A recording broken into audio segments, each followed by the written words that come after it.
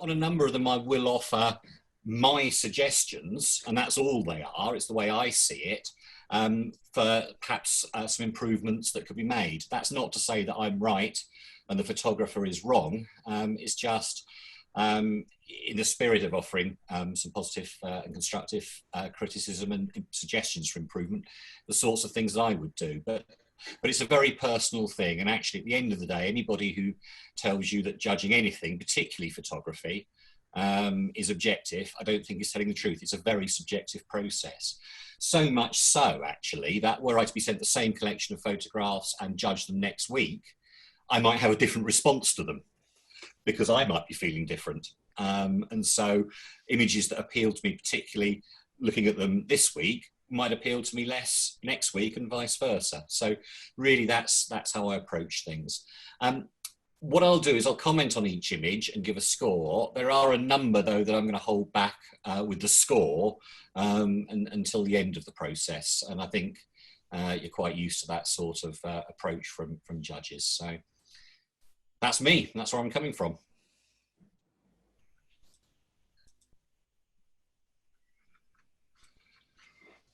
There we go, I can see the first image. Am I muted at the moment or can people hear? No, we can hear you. Off you go. Brilliant, I'll kick off. Okay, Aberavan silhouette. What I really liked about this image was its graphic nature. You've obviously got the sculpture silhouetted, and so it's not about the detail because there is no detail in it being a silhouette. It's about its shape and its form. You've also got, actually there are two figures, but you've got one prominent figure stood on the seafront there, and also what looks to me to be a street light on the right hand side. And those elements of that composition, I think, create a really nice sort of graphic, strong feel to it. That dominant figure is really well positioned in the frame. So you've got a really clear silhouette because he or she is stood directly in line with the sun. And of course, that as a device gives you, as the viewer of the photograph, the idea that you're looking at what that person is looking at, and it really draws you into the scene. So for all of that, it was really well composed. And it's nicely cropped as well, actually, to give enough space and enough breathing space around the edges, but also to actually have a tightness that focuses the eye of the viewer onto what you're actually looking at. The only issue for me was that highlight of obviously the sun around the sculpture is just too bright, and I find that a bit distracting. And it's one of those things that once you've seen it, at least this is how I find it anyway, once I've seen it, I can't unsee it. And so that element was just distracting, and it takes away, for me, from the overall feel of the image. But it was a good image. I really like that one, and I scored it 16. And that's Doug Cumstone.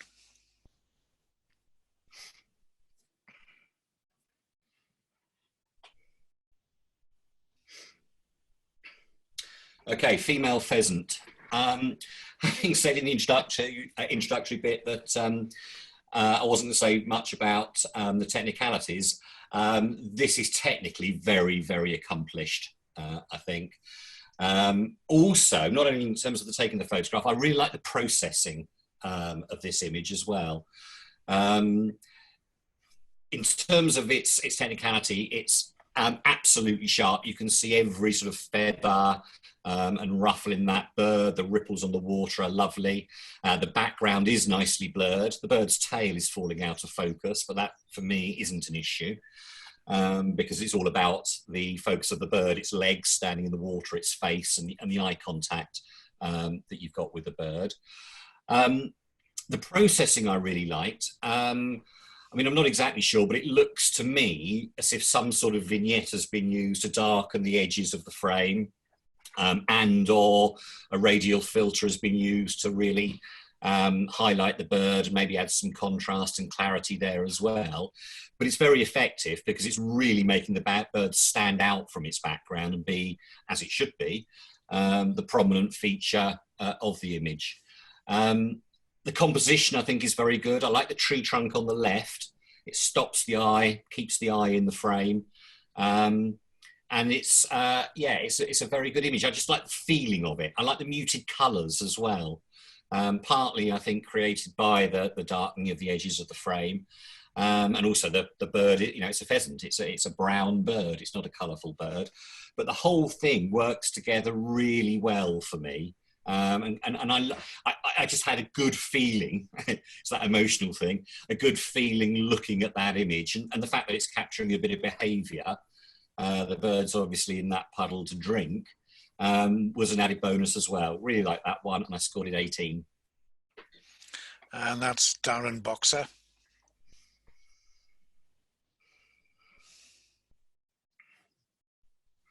Dreams Come True.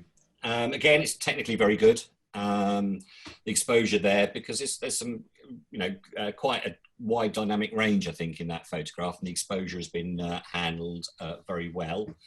And again, you've got, if you look at the girl in particular, you can see every hair, so the focus is absolutely spot on and sharp. And for this image, it kind of needs to be, because it's really focusing on that moment between the girl and the dolphin. And it is a nice moment that's been captured. I think the crop and the composition are good, because you've got the dolphin and the girl creating a really strong diagonal from bottom left to top right through the photograph. And really, I couldn't fault any of those things. I suppose for me, again, that emotional side, it just sort of left me feeling a bit cold. I didn't personally, it's not, you know, perhaps if it was my daughter or a child I knew, I'd feel a much stronger connection with it. So I felt it was a good photograph. It's got lots of strong elements to it. And for somebody who knows that girl, it would be a really powerful image. But for me, I struggled to really make a connection with it. And I scored that 16. That's mine, and that's my granddaughter. Sorry, Russ. It's okay, no problem. Room with a view. Right, okay. I think this is a great advertising shot. I mean, all right, the car's a bit old, judging by the registration plate, but set it to BMW. I like this image a lot. The light is really nice. And you've got the light reflecting off the silver car in just the right places. Obviously, there's some shadow on the car as well. But the balance of that is really good. So it's beautifully exposed, because I should imagine that was quite a challenge. It's obviously either I'm guessing it's a sunrise, but it could be sunset. And you've got quite a sort of a big dynamic range there as well. I wouldn't mind betting a graduated filter was used on the sky there, either in the field or possibly in processing it, or both. The composition is really good. The positioning of the car, again, not face on, but at about 45 degrees. So you've got the angle there. You've got the sense that the car is looking out into this vista, into this beautiful sunrise or sunset with the mist on the hills there and so on. And again, so from an advertising point of view and from a feeling point of view, it's creating feelings of aspiration, of desire, of freedom, of the ability in this wonderful piece of engineering to go out into that scene. It's a very clever photograph for all of those reasons, I think. It works really, really well. I'm going to hold that one back for scoring. Really good photograph.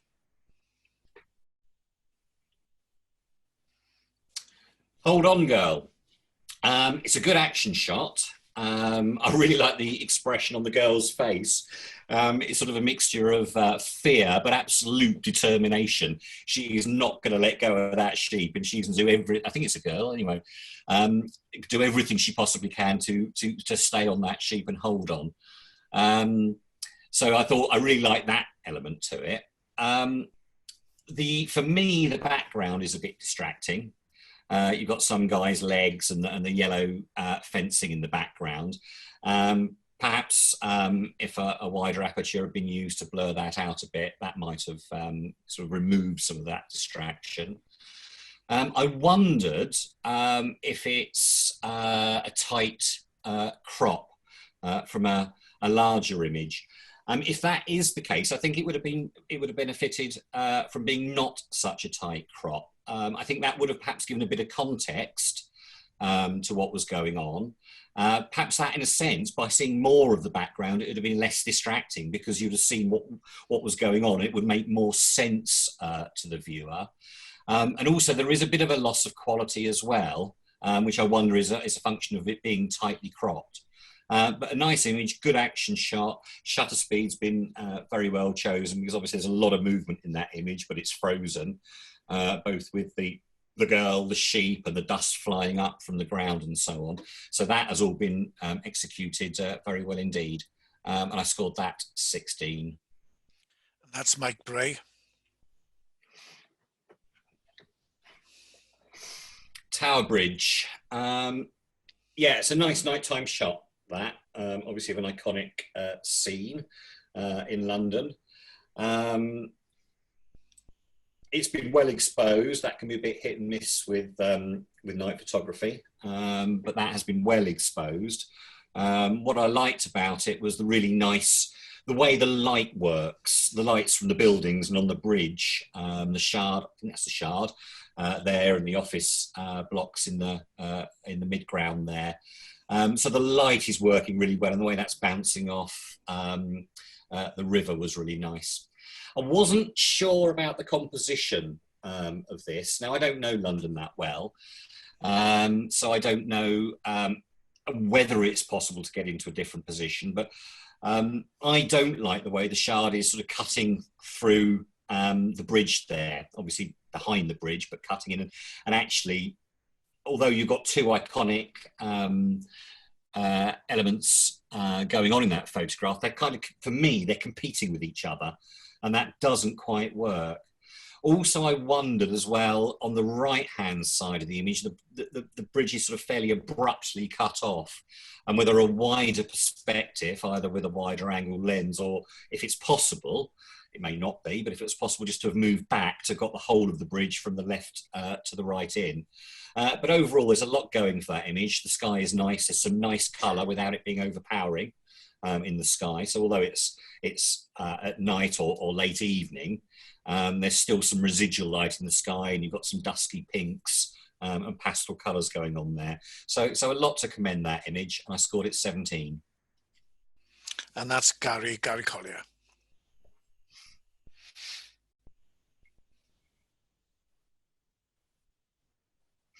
One Man and His Dog. What I liked about this photograph... Yeah, just 1 second, Andrew. I don't know if the screen is refreshed for everybody else. It hasn't refreshed for me. Is it just me? Yeah, I'm okay. Okay, perhaps it's just my screen then. Okay. Shall I crack on? Yeah, carry on, Andrew. I'm sorry to interrupt. Am I showing the right screen? It's not the now you full are. screen. One Man and His Dog I've got. Yeah, I can see it properly. It's the dog and the guy, and it's fully on the screen. Yeah. But it's the full screen, not the scoreboard screen, because the... Yeah, full screen. Yeah, full screen. Okay, thank you. Yeah, what I liked about this image was the sense of connection between the man and his dog. They're clearly looking at each other, although the sort of semi-silhouette doesn't help with that. And obviously that's to do with the position of the sun creating that effect. But I wondered if perhaps there was more that could be done in processing to really lift the shadows. So you can see, I feel that there's some eye contact between the dog and the man, but I'd like to be sure. And that semi-silhouette is taking that away from me, and I can't quite get it from that point of view. I like the fact that this dog's actually sat with 5 balls in front of it. The man's got the one flinger. And this dog's obviously got his own collection of balls that he seems to be guarding with his life. And I thought that was nice. And that, amused me and sort of actually begged some questions like, does this guy go to the beach with 5 balls every time he takes a dog? Is he flinging them all at the same time? How's it all working? So I think there's the potential really for quite a nice story in this photograph. It's just the fact that for me, it's too dark. The main characters are too much in shadow to really bring that story out, which is a shame. and it took away the pleasure of the image for me, and I scored that 15. And that's Keith Suter.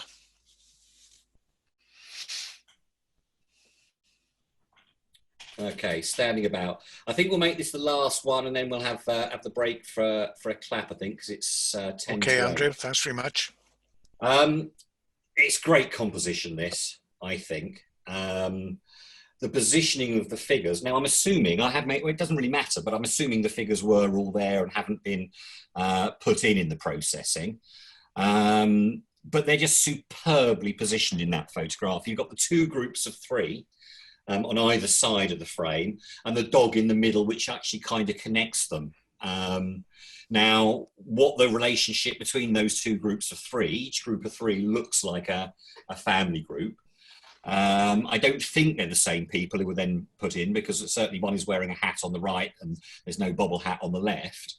But those positioning of the figures is just really clever, I think.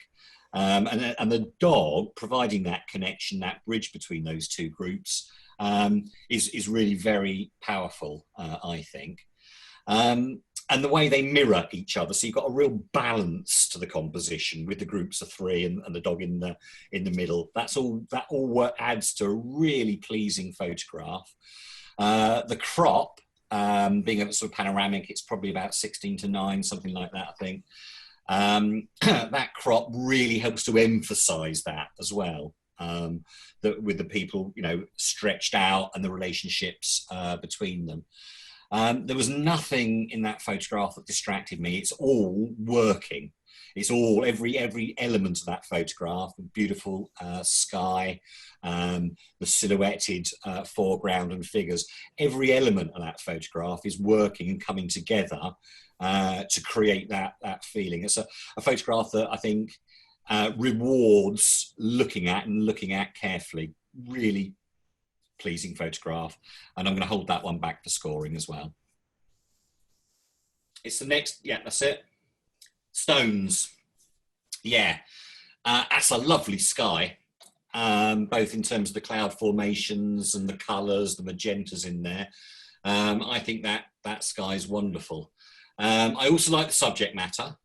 You've got the two stones in there, obviously one close to the viewer, close to the lens, and the other one further back. Provides a real sense of depth to that image, and a really nice sort of foil for the sky. The composition, I think, is really strong, with the stones creating a diagonal again through the image, and the one at the front of the image being very prominent, but nevertheless it wouldn't be the same image without that smaller stone in the background either. My main problem is it's just too dark to work. I want to see some detail. I mean, shadows do need to be shadows in a photograph, I think, but those shadows are just too dark to see any detail on the stone or on the grass there. And it just, for me, if that was just lifted in the processing of it, if the shadows were recovered and the exposure was just lifted a bit, I think you'd be able to retain the detail in the sky and those beautiful colours that are there, and it would make it, for me, I think, just a whole lot more powerful. And for me, it's a real shame that it's so dark, because it spoils it. What could have been a great image, I think. And I scored that 16. And that's Andrew Joseph.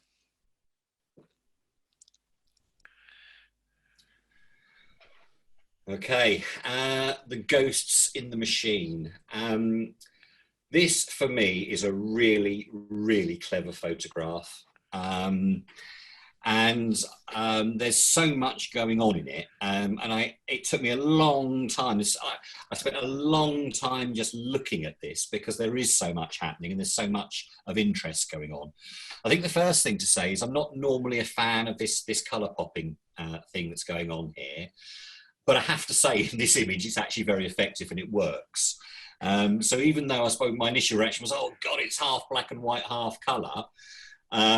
Once I actually got into it, once I looked at it more carefully, I thought, no, actually, in this particular photograph, it's a very effective device and it's working very well in separating the sort of two sides of the photograph.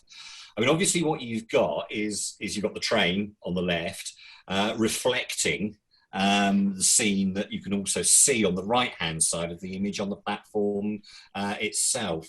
And there's just a beautiful symmetry to that photograph. The fact that it's cropped to a square is great. And that really emphasises the symmetry that you've got. And it is a photograph of two halves, the coloured half and the black and white half. You've got the beautiful curve of the train. I just think that shape, you know, as it explodes in from the left-hand side of the image, and obviously gets narrower as it goes away, the beautiful curve, and obviously, by definition, the curve of the platform as well, and the canopy above it. Really, really clever photograph. Lots to look at in that, and lots to, you know, admire in terms of the vision of the photographer to think of doing this. And see that scene. And also, I'm guessing, taking his or her life into their own hands, because it must have been stood very close to the edge of the platform, I'm guessing, even though the train's stationary at this point, I guess, but even so. Very, very clever photograph. I really did like that one an awful lot. And I'm going to hold back the score on that one. Shoppers. Yeah, I like this sort of image. And I've done this sort of thing. In fact, I'll just share with you an experience I had. I went to London one time, with, you know, just for a weekend with my camera and stuff. And I actually took an image very similar to this in many ways, in King's Cross Station, from the sort of gallery above looking down onto the concourse. That was until I got chased away by the tripod police.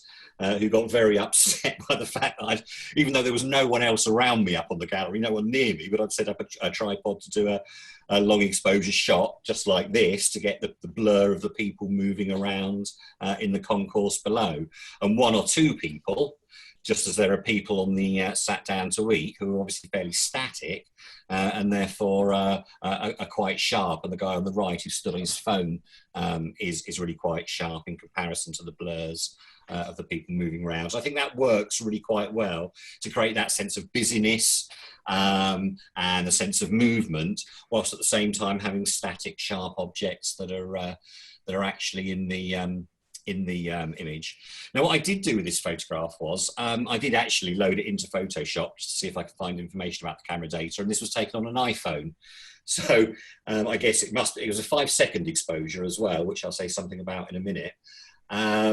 But obviously the clamp or whatever it was held is a lot less obvious than a whacking great tripod with a DSLR stuck on it. I think two points of criticism, or two things I think that would have improved it for me. For me, I think the exposure is just a little bit too long. And I think a shorter shutter speed, which would have created less blur in the moving people, would have been better. For me, they're just too blurred. They're too indistinct. You do want the blurring to create the movement and that sense of busyness, but I think this just goes, again, to my eye, a little bit too far. Also, as well, and I think this is possibly the OCD in me, it's not quite central. It just needs to be pulled in the crop. It just needs to be pulled round to the left a bit. So everything is just a little bit square on, a little bit more central. I think that would have made it a more effective image as well.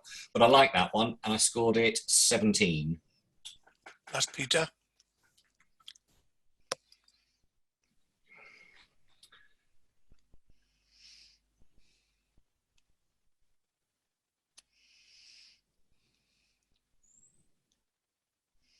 The big boys. Very well titled photograph, this.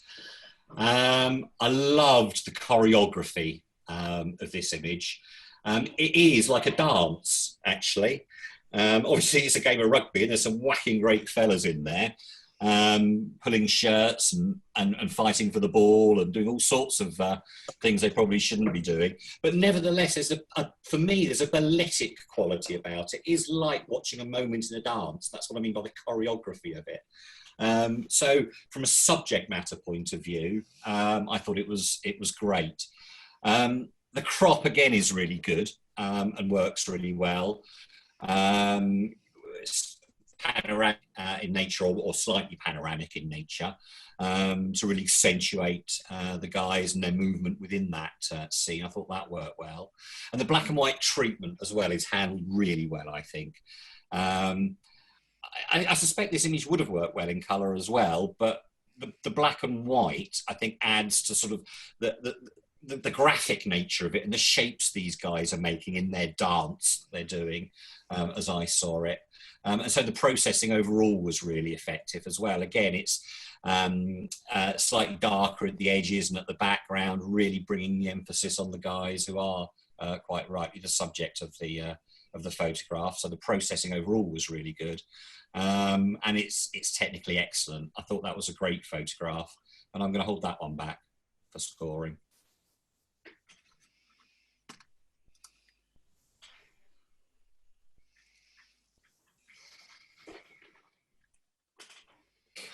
Coming soon, available only in museum art galleries.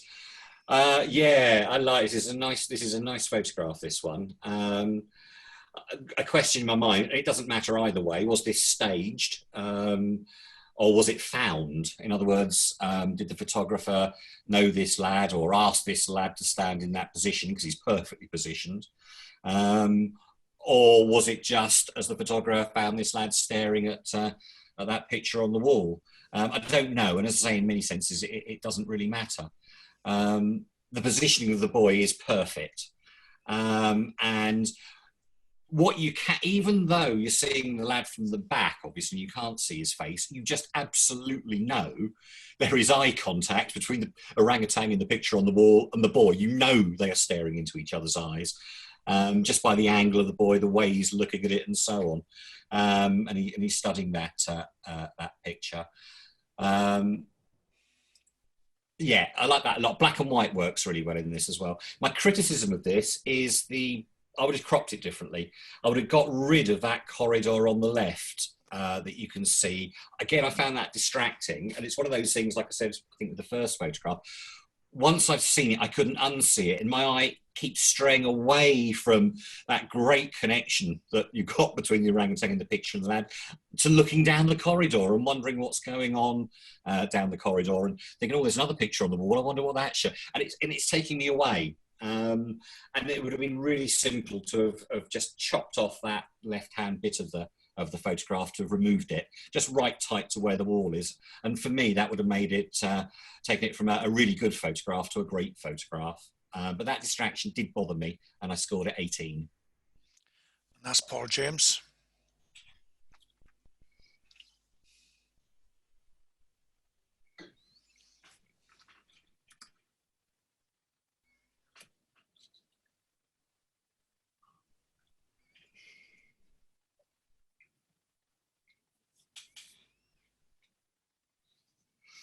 Tree. I like the subject matter. I'm no expert on trees, but it looks like some sort of willow to me, but I may be wrong. But what I do like is the sort of the trailing leaves and branches coming down. It creates that sort of quite melancholy feel to it, and the processing has given it a melancholy feel as well, which I think is wholly appropriate to it. I like the shape of the crop.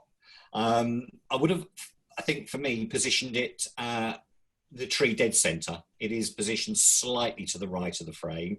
There's a little bit more space on the left with the branches than on the right. So I would have equalized those up, because I think that would have made it a really solid, stronger composition and really emphasized, again, the graphic nature of the tree. What I don't like is that small tree on the left in the background. Again, that was distracting. The bushes, I don't mind so much, but that sort of spindly tree thing on the left was bothering me, and I'd have removed it. I'd have taken it out. It'd have been a bit fiddly, but it's possible to do with a bit of effort. So I would have got rid of that and really got the tree standing much more alone then as well, especially if it is placed a little bit more centrally. So there's a lot to commend the image, but I suppose it was one of those that didn't really move me, didn't really,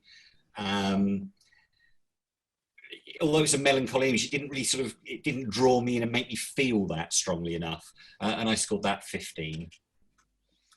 That's Doug Comstone.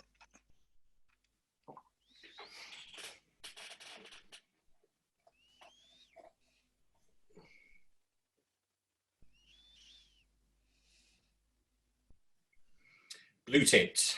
Full image. It's good technically. It's very well exposed. You've got the bird absolutely pin sharp again in that photograph, being able to see every little element of every feather there, which is really good. The background itself is nicely blurred. Use of a wide aperture to really sort of emphasize the bird and separate it from its background. But it's just messy. All those twigs and all that foliage in the foreground, 2 or 3 of which are cutting across the bird or sticking up behind the bird itself. That messiness really took away from it the strength of the image for me, and it's a real shame because otherwise it was a good photograph. I scored that 14. That's Darren Boxer.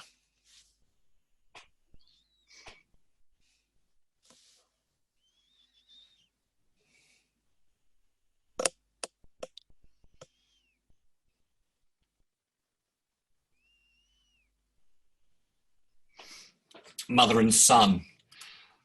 She looks too young to be his mother, but there we go. It's a nice portrait of a moment between a mother and her son. It's technically good, and you've got the eye contact with both of the characters, with the photographer and therefore the viewer of the photograph. And you've also got the connection between the mother and the son with the clasping of hands as well. And all of that, I think, is working really well. Again, I would have cropped it differently, or obviously as this was a posed photograph, I would have posed them differently, because the area in the top right of the screen, that lighter area where there's something going on in the background, even though it's blurred, is distracting. I think for me, it would have been better to have a cleaner, just dark background without the distraction of the light bit on the right-hand side of the image. And also, possibly, there's a little bit too much light on the left-hand side of the boy's face, the right-hand side as we look at it. Again, which is, it's a little bit reflective, and it's a little bit too much when you compare it to the mother's face. That's obviously a little bit more in shadow, and that sort of contrast between the two I found a little bit jarring. And again, just a personal taste thing. I think I didn't like the colouring, the toning in what I think is a monochrome image. And that sort of sepia tone, again, is not to my personal taste, and I just found it a little bit chocolate boxy, I suppose, given that toning, a little bit kitsch, a little bit trying to be old school. But what you can't, sorry, I'm about to get dived on by a cat, which I'm looking to my right. What you can't take away, that it's a good photograph, and I scored that 16. That's my chocolate dog. That's my chocolate box daughter and grandson. So. Sorry, Russ. It's okay.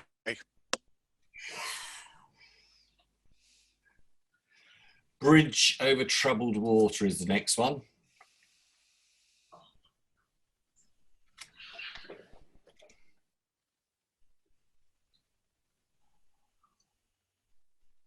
There we go, bridge over troubled water.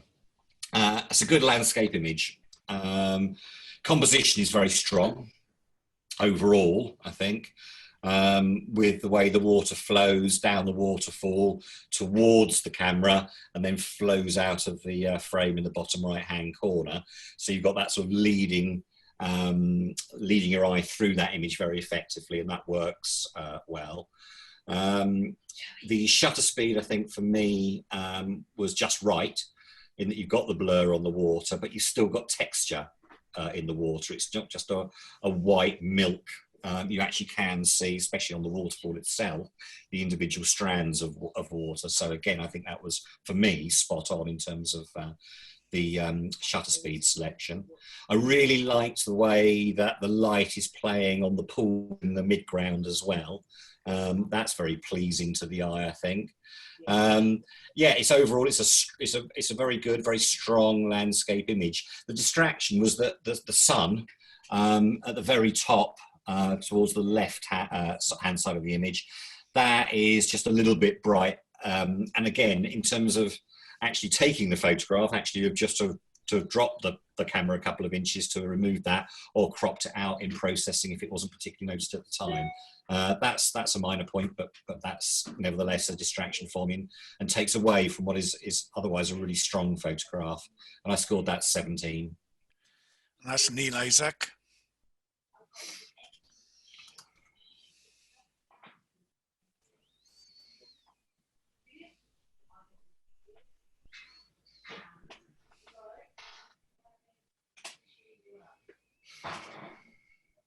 Somebody hasn't got their microphone muted.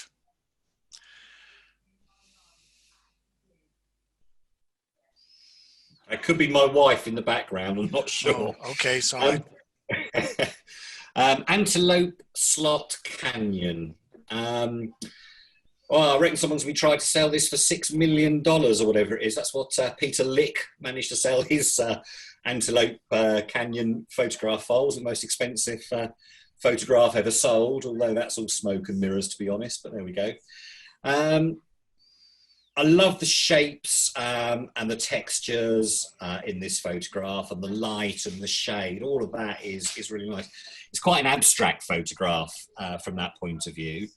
I mean, I've seen quite a few photographs from this location, and it was interesting even before I saw the title of the photograph. I thought, I bet that's got to be Antelope Canyon. Because you've got those beautiful rock formations and the way the light works with them to create those wonderful colours. I don't know whether you can see this on your screens where you're looking at. The textures in the rock are actually lacking a little bit of detail, and I wondered if that's because this is really quite a small crop from a much larger image. And I think, again, with this, because it's about texture and shape and form, I think to have a little bit more detail in the rocks itself, to see the grains a little bit more clearly, would have been better, I think, to my way of thinking. And I wasn't also completely sure about the panoramic crop. I wondered, and it's difficult to know without seeing the whole frame, but so it's a question rather than a definite suggestion, but I did wonder whether it would have been better as either a square crop or a 4:5 ratio vertical crop. I don't know, but I was just wondering, there was something about that, excuse me, that panoramic nature of it that didn't quite lend itself to the scene, although of course there might be a very good reason for why the photographer did that, bearing in mind what was cropped out that we can't know at this stage. But it's all about the shape, the colours, and the light. I scored that 16. That was Mike Bray.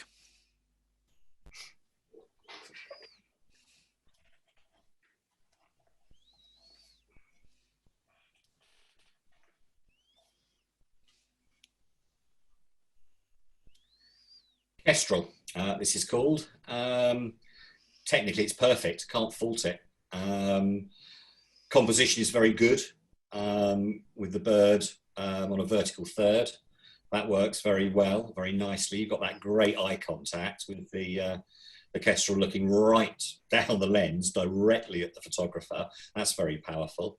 The background is beautifully blurred out, so all it is effectively is just a sort of a plain green background, which really emphasizes the bird there. That's perfectly pin sharp. Yeah, really, really good. And the fact that the kestrel is positioned on that sort of left-hand third means there is a lot of negative space on the right, but that didn't bother me because everything is just focusing you in on the bird, and I kind of think you need a bit of space, a bit of breathing space around the bird. So that actually didn't bother me, and that worked well. It's a very, very accomplished photograph. Again, I suppose it didn't move me. I didn't feel that sort of emotional, personal connection with the photograph, although I can very much appreciate why the photographer took it and the expertise the photographer has shown in executing it. And I scored that 17. And that's Gary Collier.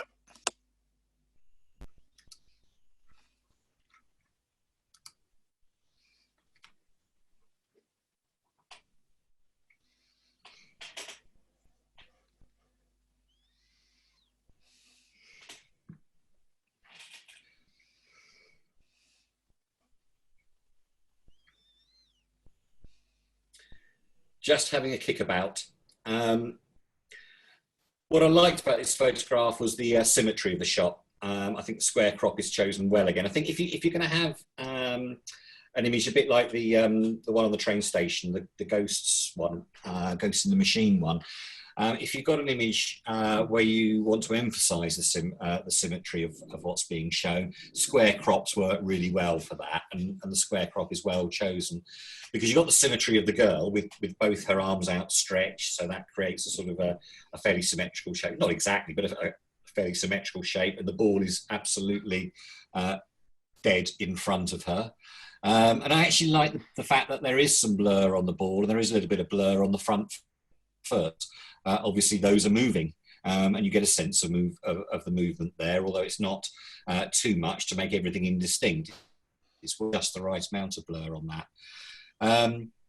I think this is a great family photograph, a really great family photograph. And actually, those photographs on the wall behind me are family photographs. And this girl in my family, was she a daughter, granddaughter, niece or whatever, that photograph would be on the wall behind me. I wasn't so sure whether it was right for a competition because of what it is, but nevertheless, there was a lot to like about that, and I scored it 15. And that's Keith Suter.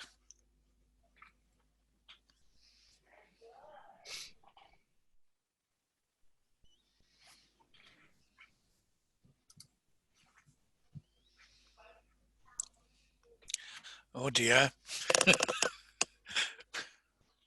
Here we go. Southern Down Sunset, this is called.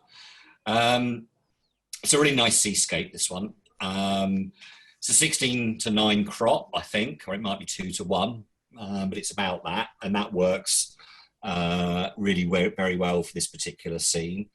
Again, the exposure, I think, has been controlled really well because you've got, again, such a high dynamic range to do that. To actually control that, I'm sure. Well, I suspect, looking at the sky, grad was used in the field when this was taken to just to control that. The sunset itself is very central in the image, and I think that works well actually because you've kind of got it's right over the bit where the cliffs or the hills are coming in from the right. To meet the sea is exactly the point, the central point at which the sun is just about to dip below the horizon. You've also got the nice reflections in the wet sand directly in front of where the photographer was taking this, and that's nice. I think I would have liked to have seen just a little bit of a light, not too much, but a little bit more detail in those shadows in the foreground, just a little bit lighter. The fact that the hills, the cliffs, whatever they are on the right-hand side are completely dark and no detail is fine, but I'd just like it to be lifted a little bit on the sand. To my eye, again, it's that personal thing. That would have improved what again is a very good photograph into a better one still, and I scored that 17. And that's Karen, as it says on the picture. I've no idea who Karen is. Oh, I do now. Hi, Karen. Daybreak. Okay, I quite like the composition of this, and I like the fairly low vantage point that the photographer has chosen to do this. And again, that was actually similar to the previous image, quite a low vantage point. I think that often works well with landscapes, and the photographer's done well to do that.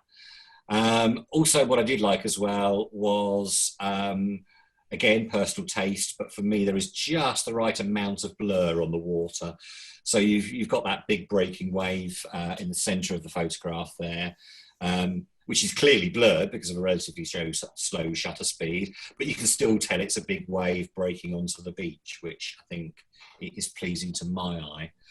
What I have a real problem with, though, with this photograph is the processing, to be honest. It's just too much for me.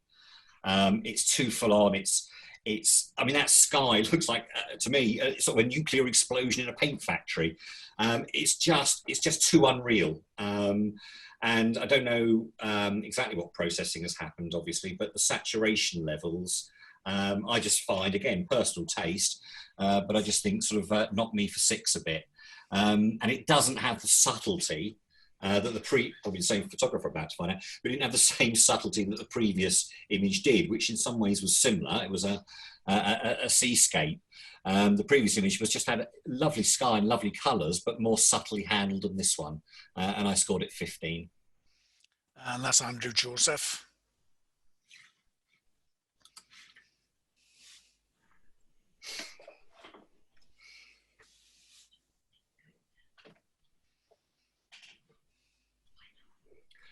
Okay, the long walk home. Well, it's interesting because I know exactly where this photograph was taken. Because when I came down to give a talk to the club in the autumn, can't remember exactly when it was, I actually came down early and spent a lot of time with my camera under the M4, looking and making a number of images actually, some of which I'm going to be entering into the urban life category of landscape photography of the year this year, because it's just a great place to take photographs. Of all sorts, actually. It's just, I think it's a wonderful location. It kind of reminds me of a cathedral, really, with all those pillars and the stuff going on. And you folk, I guess, will know that area a lot better than I do, obviously. But I think the location itself is brilliant. And if I only live an hour away, so and I wasn't intending actually to go down. Had I come to judge last week, I would have come down early and spent more time there because I love it there. Yeah, as I say, great place to take photographs.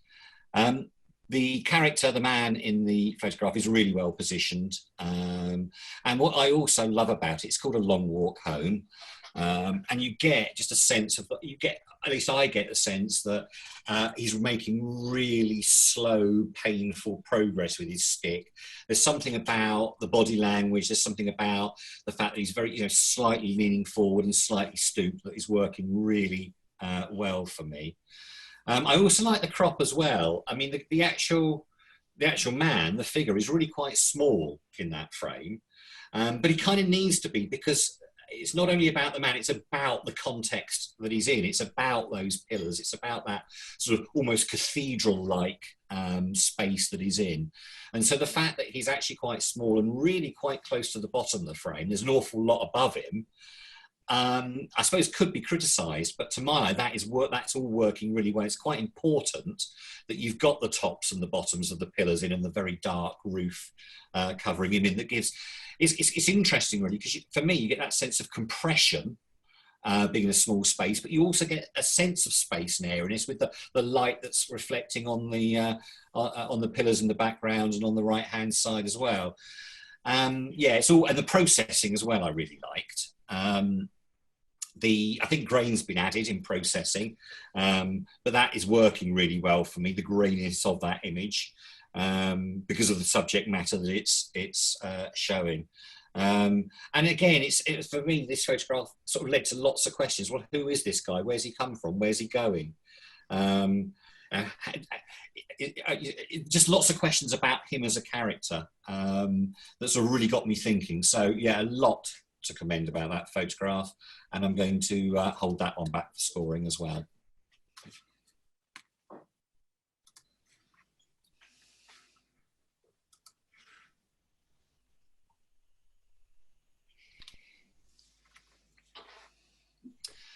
Langland, this one is called. Yeah, it's another nice landscape with a good composition. Again, a low vantage point that's working really well. And again, for me, the shutter speed well selected. It's nicely blurring the water, but again, you've still got some texture there. And for me, that's exactly the sort of shutter speed I would have used for that sort of image. The sun on the right, again, is distracting. And again, I think that would be really quite easy to remove because you've got that big blob of overexposure there that just draws the eye away from the main thing you should be looking at, which is the beautiful pebbles and the rocks and the sea in the fore and midground there. And again, just by moving at the time taking the photograph, moving slightly to the left or cropping that out in post-processing would have, again, just a small thing that for me would have improved the photograph a lot. But overall, that's a really pleasing image. I scored that 17.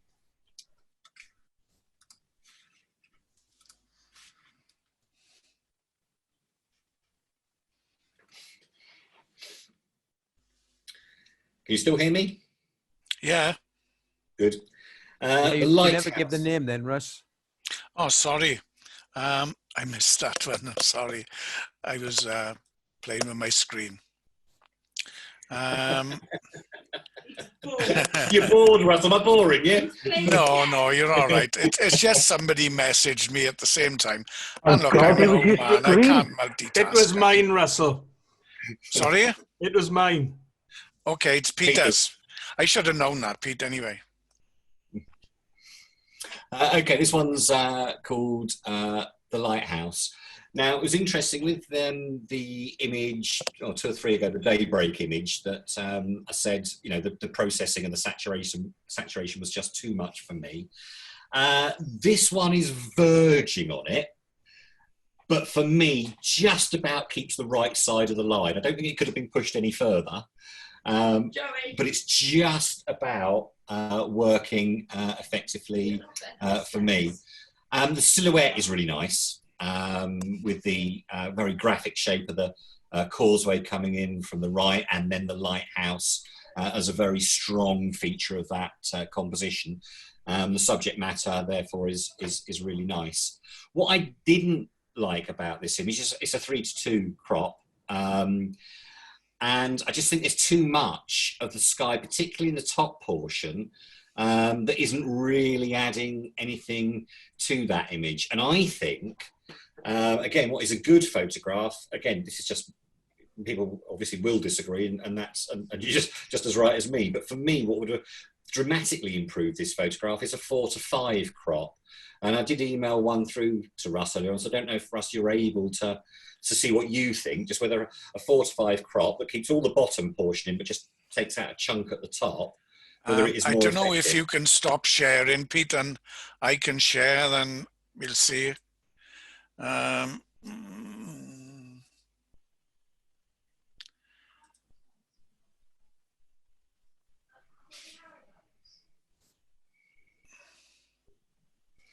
Yeah, so that's the same image. I've just cropped it 4:5, 4:5 ratio. And it's all of the bottom section of the image is in as it was before, but it just means that a chunk at the top is removed. And what it does do is it actually makes the lighthouse dead center in that image. And I think, for me, that is a big improvement, just that very simple thing to actually to bring into that image. I think crops, and it's interesting with quite a few of the images, I said the crop is working really well, whether it's a square or whether it's a more panoramic shape. I think a simple thing like cropping can really make a big difference overall to a photograph. Have I given the score for that? I can't remember. No, you didn't. I scored that 17. And that was Chris Pitt.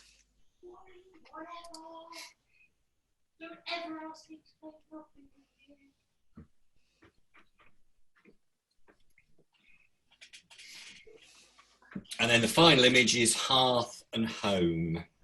I think this is a terrific photograph. I get a real sense of this man from this photograph, from all sorts of things. Give me a now, whether I'm right or not about this person, I've no idea. For all I know, he's an actor. But I don't know that. I get a sense of what this man is like. I get a sense of what he's like from his very direct gaze. Not aggressive, not hostile, but very direct, very measured, looking at the camera, quite relaxed, but very determined. And all of that is coming through just from the way he's looking at the camera and his body language, the clasping the hands in front of him, but also the way he's dressed quite formally, 3-piece suit. And then what he's surrounded by as well, obviously his possessions, hearth and home. He sat on his hearth and his grandfather clock is there. I didn't immediately spot this, but it's Christmas, because there are some presents in the left-hand side, and there is actually a stocking, a Santa stocking with a reindeer hanging on the chimney breast behind him. But it's all very understated. It's not gaudy. You know, so this is a man who's very confident, who likes being in these surroundings that are his, and it's called Hearth and Home, and this is his home, this is his castle, this is his place. that he feels very, very comfortable being in. And I felt I liked this person. I felt because of the way his confidence, his relaxed stance, but he's very direct and confident gaze. I just thought, yeah, this is, when we were out of lockdown, this is a guy I'd like to go for a pint with down the pub. I'd like to learn more about him. I think I'm going to like this person as an individual. And all of those feelings were coming through from the way the photographer has asked him to pose and has set the photograph up with stuff around him. The black and white treatment is just right, and it's done very subtly and very nice. It's quite high contrast, but it's really working in terms of adding to that overall feel that is being portrayed in the scene. And it's quite a straight photo. It's a posed photograph. And personally, when I take photographs of people, they're candid. I prefer people not to pose, but I just think this is done expertly well. And again, the positioning of the man in the frame on a vertical third, more or less, that adds power to the image. And the whole thing for me is working really, really well. That's the final image, but it's also one I'm holding back for scoring. Okay, thanks very much, Andrew. So I'll leave it for Peter now to pull up the scoring sheet and ready for the drum roll.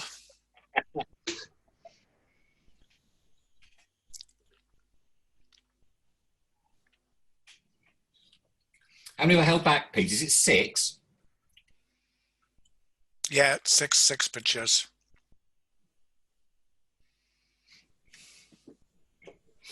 You should be able to see them on your screen, Andrew. No, I can't. Don't know if anyone else can, but I can't. It'll maybe take a little bit of time. Yeah, it'll take a bit of time. Okay. Well, I'll tell you now. There's 120 and 5 19s.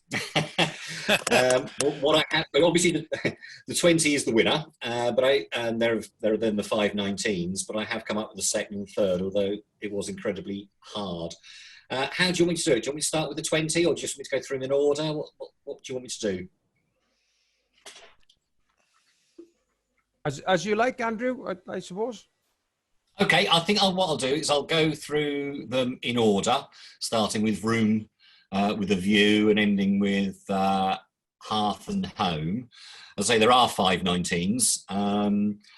We'll go through them all. The 20 will obviously be revealed by going through them, and then I can give a second and third from the other 5. Room with a view, great photograph. I love it. Whoever took this deserves a lot of credit. And actually, seriously, I would think about sending that off to BMW or someone, because it's very evocative of the feelings. I scored that 19. That's Neil Isaac. Well done, Neil. I don't know if you're viewing, but it's a great photograph. Standing around is the next one.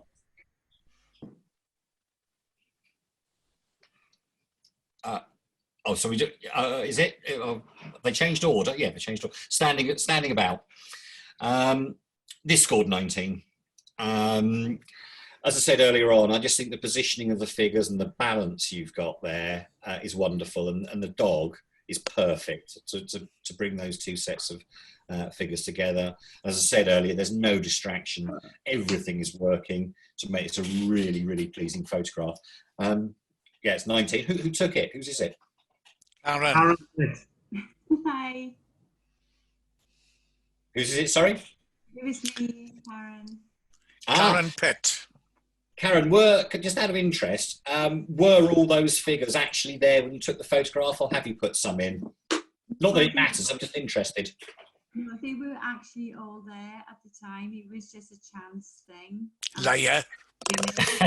But it's brilliant. I just think, but you had to. I mean, you saw it and you actually took the trouble to photograph it. And as I say, the balance there is wonderful. Great photograph. Loved it. Thank you.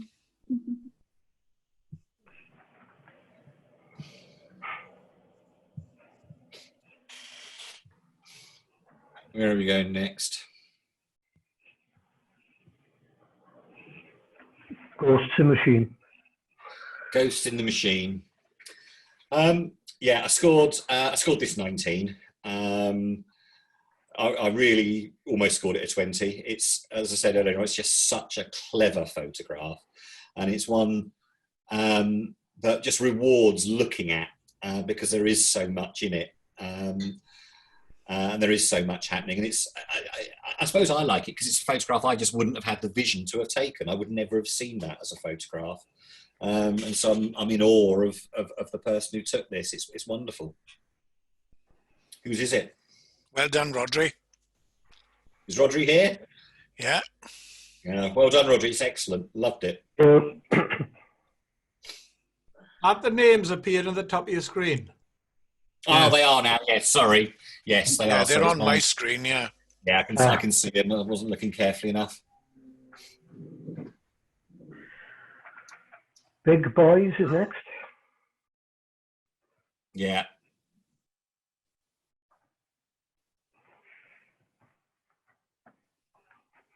Yeah, that's good, isn't it? Yeah, I scored that 19. Again, it's, you know, I've made the comments earlier on, and it's difficult to add to them, but it is a dance, isn't it? I don't know. That's how I see it. I see it as a ballet with very unlikely ballerinas performing in it. And again, I can't fault it as a photograph. I suppose the guy on the left, his foot is slightly out of the frame, but I think that makes it a bit more dynamic, to be honest. Wonderful photograph. And yeah, 19. Well done, Christopher. I have to apologise. I was slightly intoxicated using this on Saturday night, late night, about 10:30, when we were having a party, because I forgot. It's about C. A virtual party. Yeah, our virtual party. A virtual party. About 10 pints. I forgot about the competition. Oh,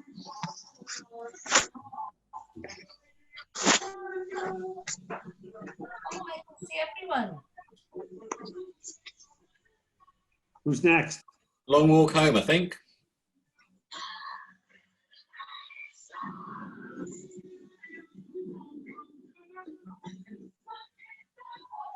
You still there, Andrew? I'm still here. Okay. Yeah, I scored Long Walk Home 19. Again, as I said, great image, great location to take photographs in. Yeah, it's that cathedral for me. It's yeah, great. Loved it. And that's Rodri's as well. Blimey, Rodri, well done. Yeah, I know he's done well tonight. Yeah, good boy. And then Hearth and Home is the 20. Which surprised me, interesting. I wouldn't have, on my first flick through these set of photographs, because the way I do it is I get sent the photographs with their prints or PDIs, and I just quickly flick through them. And my first impressions when I quickly flicked through them was, oh yeah, that's a nice photograph. It's a nice portrait. I wouldn't have had it down as the winner, actually, from initial impressions, but it was one that just grew and grew on me for all the reasons I was saying earlier on. And this character is just so strong. It really is. And that's yours, Paul. Thank you. Do we know who he is? Who is he? Is he an actor? Is it a real person in his real home? It's a real person in his real home on his wedding day. So that's before before going to the the actual wedding ceremony. Before going to the chamber. Yeah, before the condemned man was put down there. Yeah, no, I really like that. Now, in terms of position, I did split them. So obviously, Hearth and Home was first. Ghosts in the Machine was second, and Long Walk Home was third. But to be perfectly honest, certainly with those 519s, you could have argued for any of them to be second or third or whatever. I think for me, the Hearth and Home did just about stand out as the overall winner, but that was very close. But of those other five, it's really stick your finger in the air and take your chances. They were all so good. Okay, that's fantastic, Andrew.